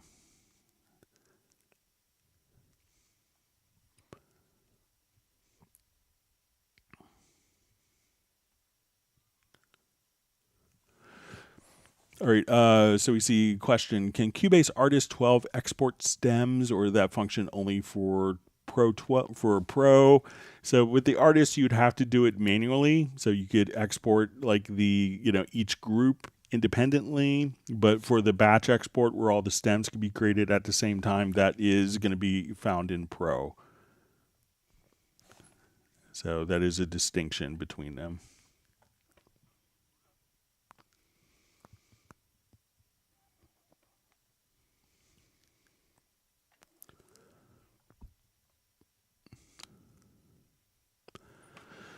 All right, so we see a question. Hi, Greg. Is there a way to route the Audition Play tool so that the cues in the control room can hear it? All right, so let's say if we have our play tool set up here. So let's say, okay, we're playing this, and when we do this, this goes through the control room. But that may not be fed directly to the individual cue mixes. So if you wanted to feed it to the cue mix, what you could do is for each of the cues, instead of listening to the particular cue mix, is just switch this to Audition from the control room mix. So this way you could, send the control room mix or what the play tool is sending out. So that way, they would only be listening to the cues, but if you wanted each of those to now listen to the routing, you could just switch that to the mix right there. And you could just kind of hit that button, and that will just kind of toggle back and forth between the independent cue mix and the mix in the control room. So if you needed to have the scrubbing or the play tool heard, you could just switch that right there. That may change the mix if you've done that, but that way, if you wanted to do it quickly, just kind of come over here and say, okay, let's just listen to that. All right, here's a playback. All right, now let's record. And then you could just, do it like that.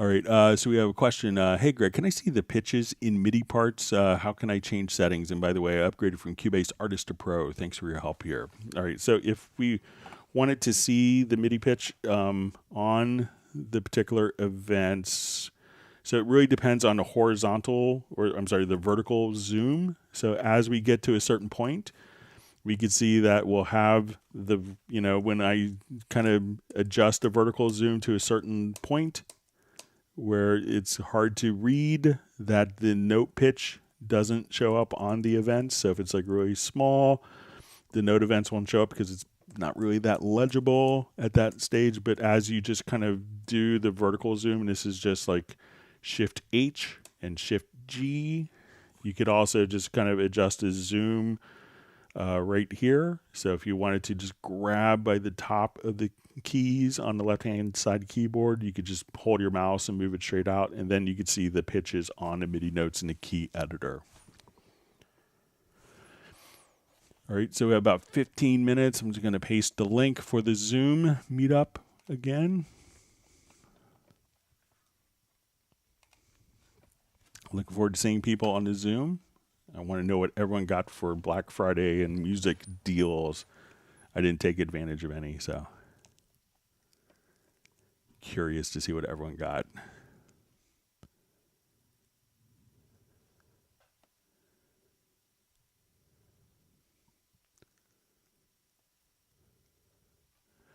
All right, so Val Lee just says, I see a question. My latency goes up with Ozone plugins a lot. Is there a way to do something about that? So realize that, probably why you're using the plugins is, it takes a lot of math and computation time for that to happen. So that's the result of using those particular plugins, is it will increase your latency. So you could maybe see if there's a live mode on your particular plugins and see if that helps.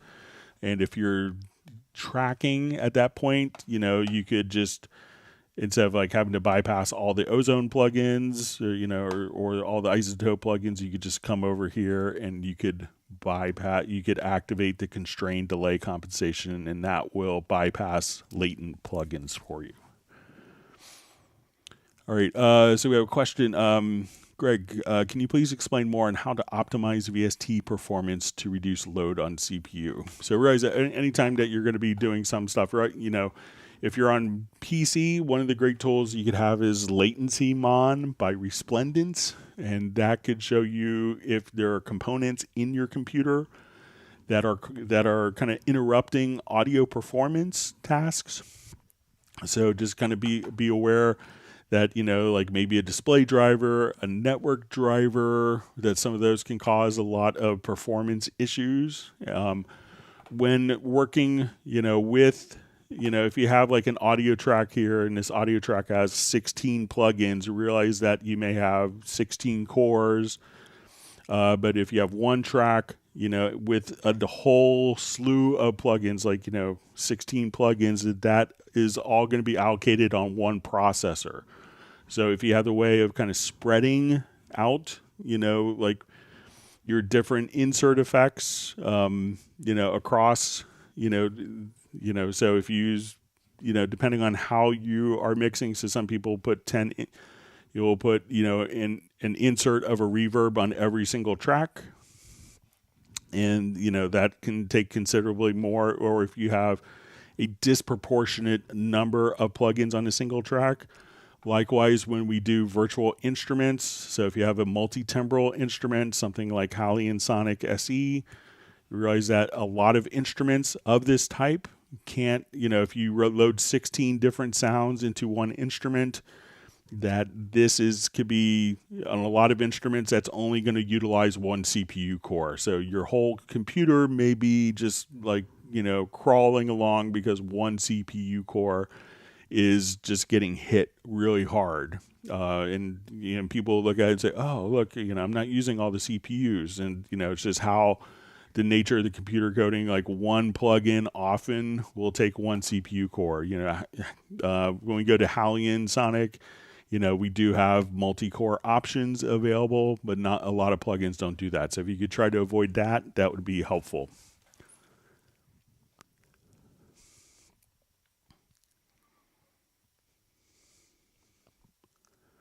Right, reading through all the comments. All right, so we see a question. Is there going to be a Cubase 13 next year? So if I were to guess, I would say yes, because it would be, like within kind of the typical life expectancy of the application. So I can't tell you when, but I'm sure that, the teams at Steinberg are working hard on it.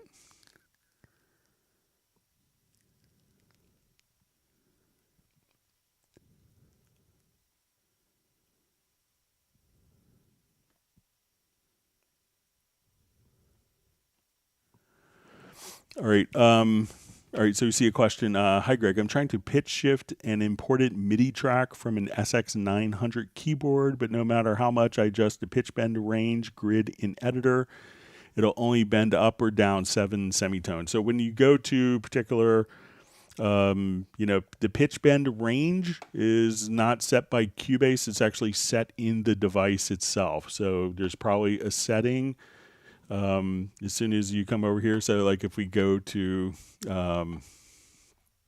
inside of Hallian Sonic SE, a lot of the different instruments will allow you to set the pitch bend up and pitch down, the pitch bend range.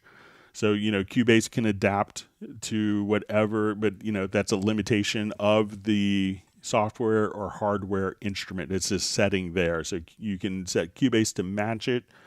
But realize that, when you do that, the pitch bend range is determined by the instrument that's actually triggering it, and not by Cubase itself.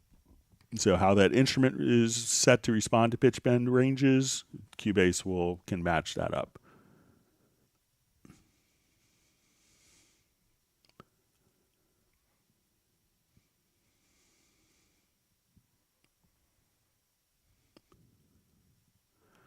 All right, so Lewis just says, thanks, Greg. It would be cool for Cubase to implement the draw tool in the middle at 0 and let you draw a clip gain above and below the clip default volume, basically allow you to draw automation. Yeah, but you already have the ability, that's like a specific pre-gain setting that we see here. So when we look at this, we could have pre-gain, and that's a different gain stage. But if you want to draw automation, it's just one click away and draw automation in on the automation track. So realize that that's not automation, that's pre-gain. So that's before it hits any of the mixer, the fader, or any of the effects as well.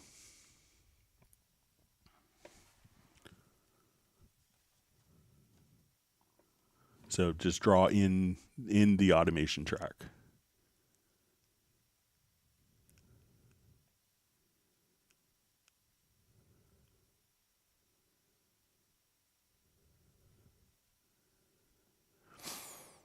All right, so we see from Roger Calbo, hi Greg, pitch in FX modulator does not provide fine settings at a node. Is there a chance to force Steinberg crew to add a keystroke, Alt-Shift-Control to archive to achieve maybe fine moving a node? Thanks. All right, so let's take a look at it.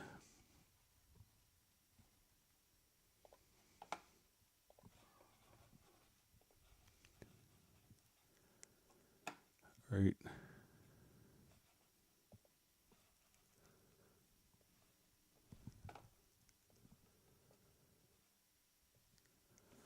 All right, so let me just try some of the modifier keys here.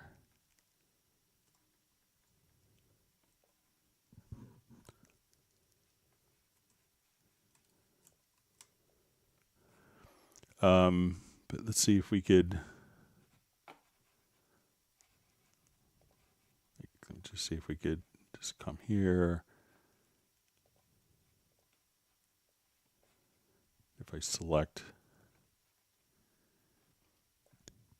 a particular node here.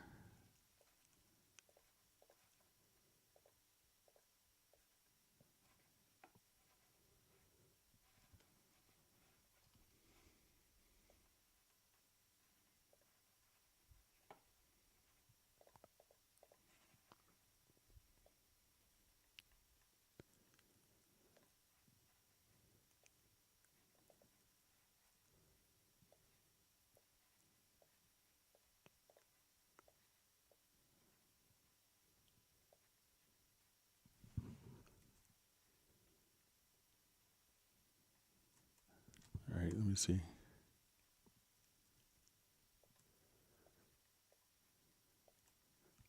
Okay, let me just, they all seem to kind of, well, I can't force Steinberg to do anything. I'm technically not even a Steinberg employee, but I'll mention that as kind of a feature request. Yeah, sometimes we could adjust here, but it doesn't seem like we're even, let me see if there's,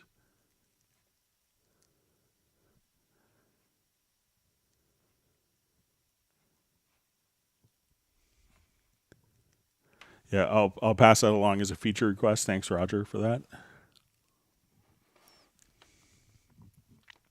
All right, so just see from, can you please send me Greg's email so you could reach me at clubcubase@steinberg.de.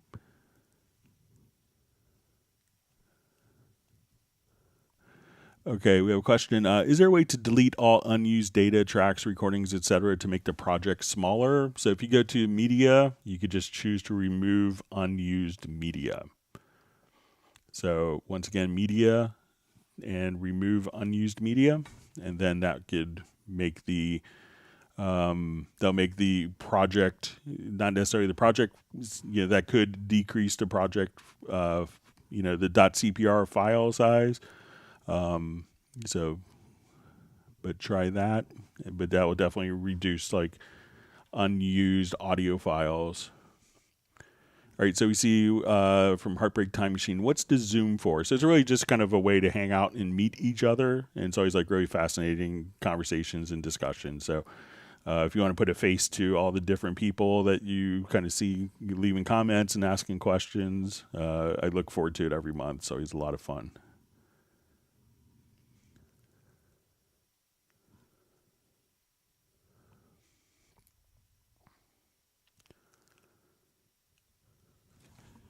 See how we're doing in time. So we have about 5 minutes. All right. So we just see a Cubase says, when I sample breaks from old vinyl that has a vintage sound, how do I lay some nice power into them without losing the old raw kind of sound?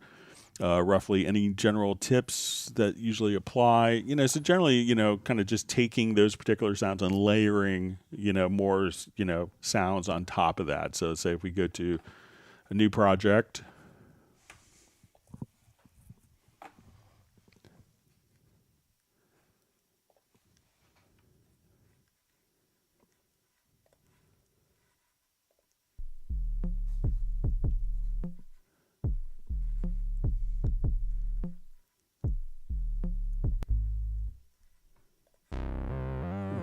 just All right, so let's say I have something like this going on in my project and I wanted to kind of beef this up, So let's say we have, so if I wanted to add another instrument on top of this,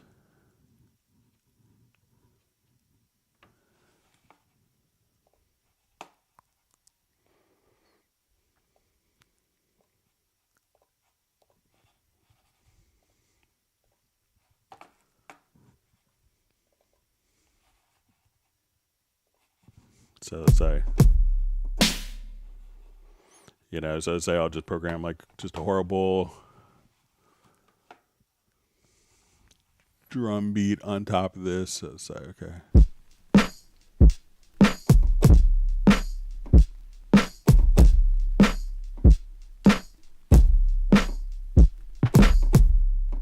So you could just kind of, take kind of the original vibe and then just kind of augment it and obviously play it better. But, that's a very common thing to do, is just kind of beef up kind of old sounds where you get kind of the rhythmic vibe from that. And then you could play kind of on top with more kind of fresh, punchier sounds and still kind of get the best of both worlds.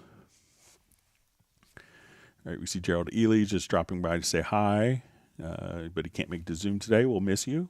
So thanks for stopping by, hitting the like button. I hope you're doing well and had a great Thanksgiving.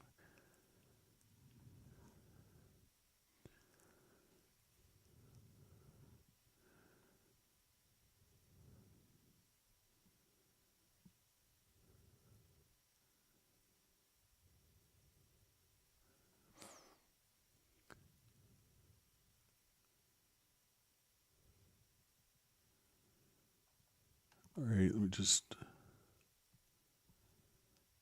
go to different questions, and we'll be moving over to the Zoom here.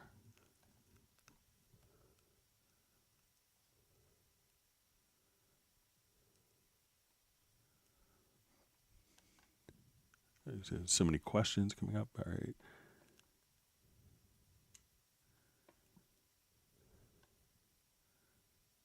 All right, great to see Madge Deepers on.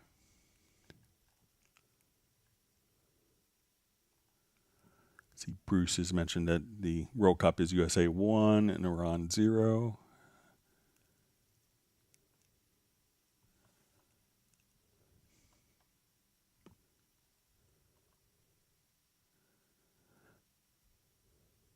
Okay.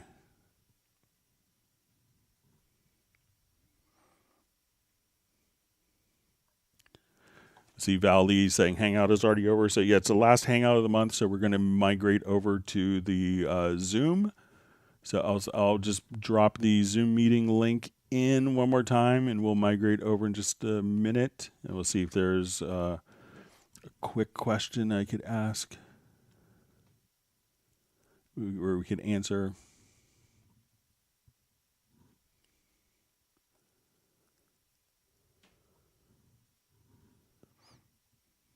Seeing just great comments on Pad Shop.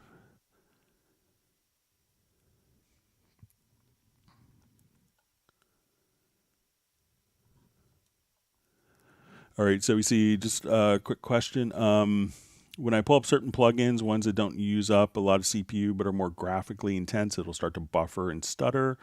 Most likely my GPU, but is there anything else it can be? So make sure, if you close the plugin and it plays better with the plugin closed, then that could be kind of indicative. That could kind of show that maybe it's something, your display driver is not liking it. If you're on the Windows platform, if you go to preferences and come over to under general, you could also just disable high DPI and see if that's done. There's still a lot of plugins that aren't high DPI compatible, so you could try that as well. So with that, it's time. Let's go ahead and I'm going to start the Zoom meeting here, and we'll see. Last time I posted the wrong meeting link, so let's see if we could get this started. And everyone, let me know if you're able to join in. So we'll just kind of start migrating over.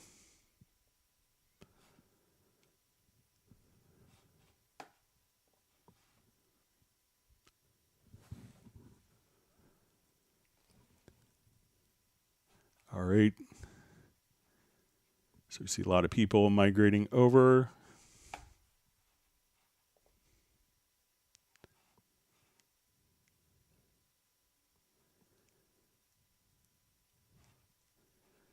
All right, and so I'll just kind of keep or migrate over from the Hangout. We're still doing that. All right, so you see Michael Pierce on. All right, we have Claudio joining us from Italy. I think he's in Rome, if I'm not mistaken.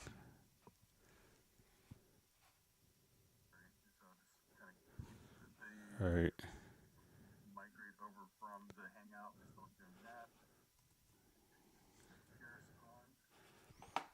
All right. Let's just see how.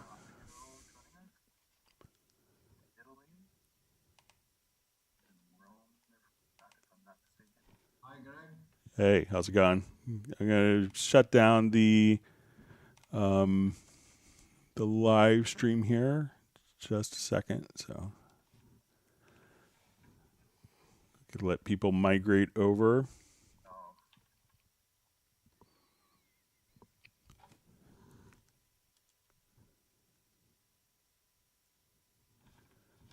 And I'm going to paste the link one more time in the chat.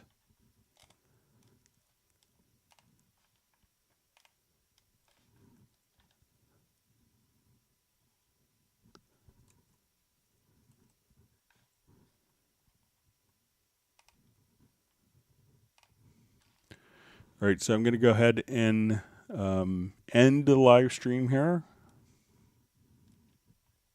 And then head over to the Zoom. So we'll see everyone on the Zoom. Hang on.